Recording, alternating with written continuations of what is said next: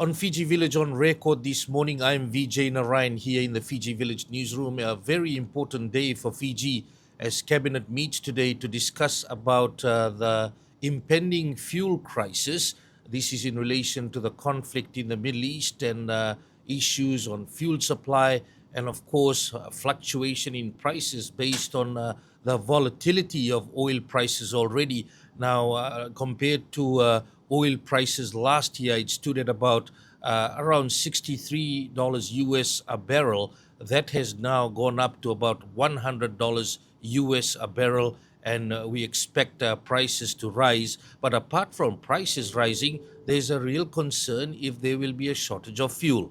We spoke to the Minister for Finance, Esrom Emmanuel, last night, asking him about what is the plan. Well, Cabinet will be meeting today to strategize on what needs to be done. That's according to the Minister for Finance. As from Emmanuel says, they've already set up a task force to monitor the situation for both the supply and later the price. When asked on fuel supply and reserves, Emmanuel has said they have up to 45 days of supply with at least one shipment of fuel on its way to Fiji already.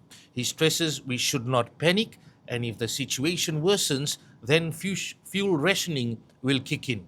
Now, the fuel rationing on how it will work has not been confirmed as yet. We expect some announcements to be made, and that is something that is an important necessity if we have a shortage crisis coming our way.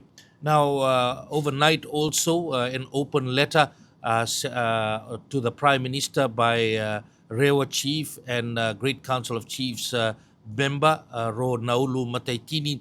He's calling on the Prime Minister to act decisively, and he's stressing the importance of getting the National Security Council involved instead of Cabinet. They say the National Security Council, made up of analysts and security experts, can meet first and then provide recommendations on what would be best for decision making for the Prime Minister and for the Cabinet to act on.